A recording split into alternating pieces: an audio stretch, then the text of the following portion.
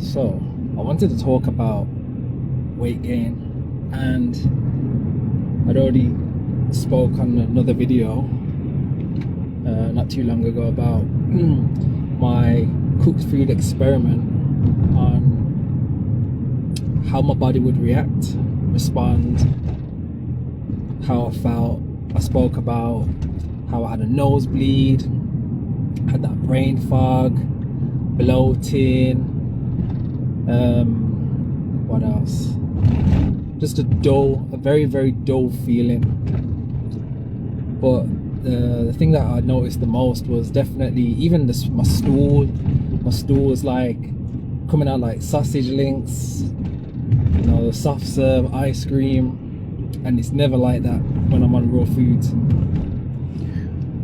But I could definitely tell I definitely put weight on just by eating cooked food after being able to like clean my body out, especially more specifically since like October up until February, mid-February. It was just raw foods, 100% raw foods. And obviously when I introduced the cooked foods, it was a noticeable change pretty instantly, actually, to be honest.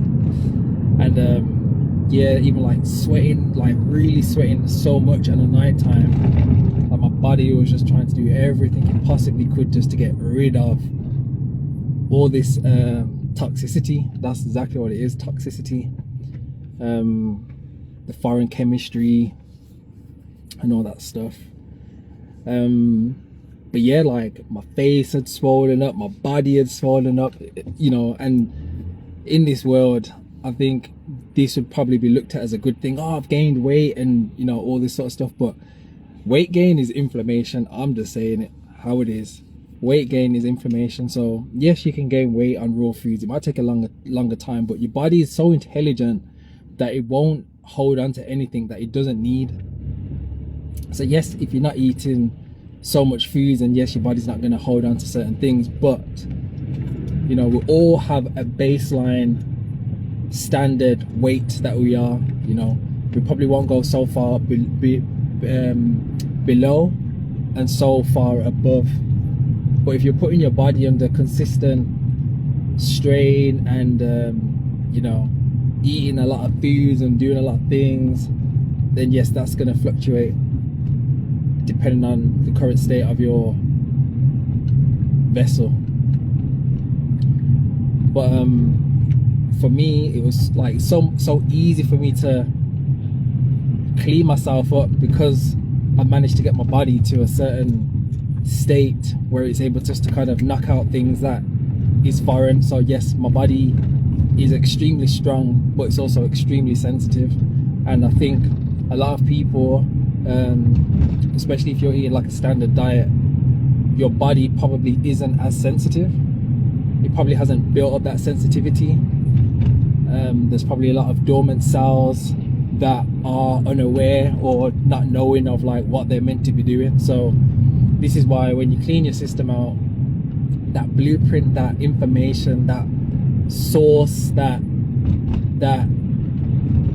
everything, that computer, that hard drive is able to go in and do what it needs to do, that internal cleanse, that internal cleaner. So ideally, yes, dry fasting is superior. Dry fasting is at the very, very top when it comes to fasting. There's nothing that compares to dry fasting, but there's a time and a place. So if you're someone that hasn't done any sort of fasting, doesn't do any sort of detoxification programs, or doesn't eat much raw foods, doesn't drink a lot of fluids, especially like you know, your high water content fruits and vegetables, more specifically fruits, then doing a dry fast wouldn't be ideal, because if you're eating a lot of cooked foods, you're not even taking in a lot of hydration. So you're doing a dry fast when you're already dry. You know, your body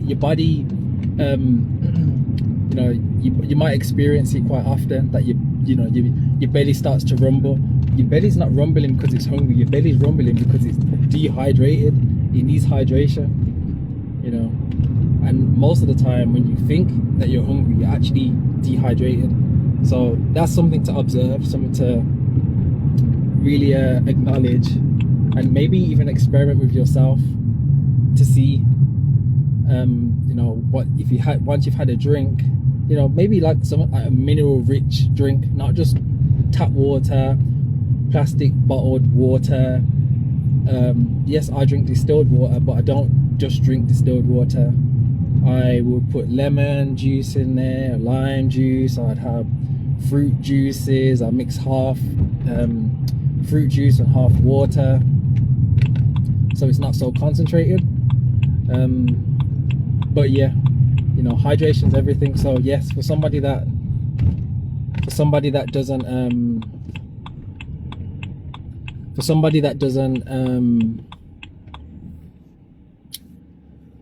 do these things, then it will be important to consider, you know, having raw foods for a while. You know, use that as some sort of a fast, or you know, juicing. I would definitely recommend juicing. This is how I kind of started out. But you know, if you don't know where to start, I would definitely say, you know, get some lemons, juice the lemons, squeeze the lemons, mix it with water, and start from there, and so on. But and yeah, you know, we've been programmed to think that, you know, when you've lost weight, or you know, you're on the slimmer side of things, it's a bad sign, or you're not well, or you're unhealthy, when it's the completely opposite. When you're overweight or have a lot more weight and you're trying to gain weight, that's actually unhealthy. Even going as far as, you know, like eating disorders, you know, eating 3 meals a day, having snacks as well, eating foods that are not even beneficial to your body, does nothing for you. That's what I would consider what was I saying? That's what I would consider being an eating disorder, for sure. So yeah, I mean, you know, it's one thing trying to, you know, get past that point of, you know, especially the people that are around you, when you're going on some sort of a cleanse or a detox, and you're losing that waste, not the weight, but the waste and weight. You're gonna have to get past the point of caring what people say and what people think. You're gonna get people giving their opinion on how you're looking, or and all these sort of things. But you have to remember, you're also a mirror. So on the subconscious level, they may not even realize it, but on a subconscious level, they know that the weight that they're carrying isn't good, and it's actually a trigger. You're triggering them. You're triggering a response. So that's why people will comment, because they feel some sort of a way internally. You're just highlighting something. So yeah, weight gain isn't necessarily good. And yes, you know, you can be underweight. You can definitely be underweight. But one thing I found, especially doing my own experimenting, is when I was juicing, when I went on my 200-day juice fast, I got to a point where my weight had stabilized, and then I started to gain weight. So that just shows you how intelligent your body is, that the very foods and the very things that I was juicing, not only did it get rid of the impurities and the toxins that were inside of me, but it actually got to a point where it's actually able to utilize the nutrition that I was consuming, you know. And you know, not many people will probably get to that state, or get to that point of, you know, blocking out the noise, being so determined, having that discipline of going so long to do something intuitively, and not because of health reasons, you know, to do something. So I'm definitely blessed in that sense, to have that realization. So it's very easy for me to observe quite a lot of things, have a realization, because I'm not coming from a place of, okay, I'm putting a time on this thing, I've got to do this thing for a particular amount of time. But it's very, very intuitive. So I'll just go off how I feel, and I've been able to get to a point of being aligned to how I feel, and yeah, having a right thought, having a right mind, making the right decisions. You know, we often talk about gut feelings. You know, people have a gut feeling, you know, the intuition, but that can be off as well. That can definitely be off, because what are you feeding your vessel? What fuel and what information are you feeding your vessel? You can't expect your vessel, your vehicle, to give you the right information when you're giving it the wrong information. You can't expect to have the right thought of mind, the right frame of mind, when you're not even aware, or you don't even realize that the very foods that you're consuming is actually extremely detrimental to your health and your well-being.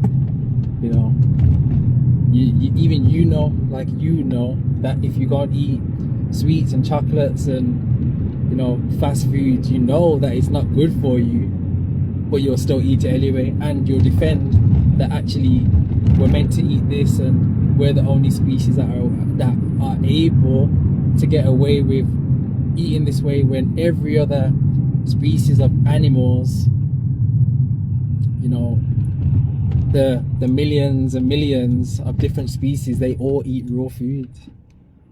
You know, and to even argue the point of you know, having to cook your food, and even arguing the point of there's too much sugar in fruit, and even arguing the point of or thinking that fruit and vegetables are just meant to be like side dishes. You have to realize that actually that's you're embedded with wrong information. So back to weight gain.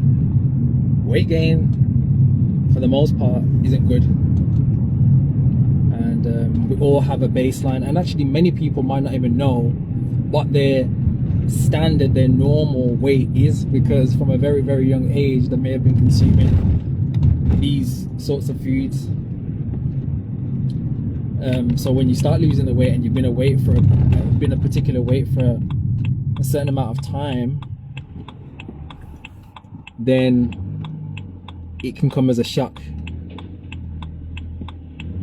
especially not only to you but to the people around you.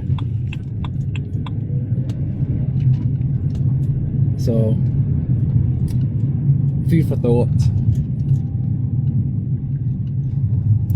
I've just not long posted a video about the fasting group.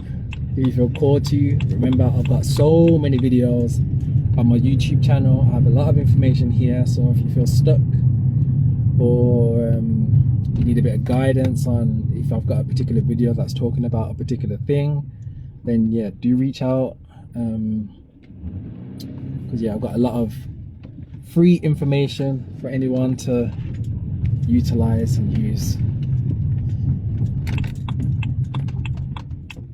But yeah, that's that. But yeah, I hope you enjoy the rest of your day, and I will catch you on the next one.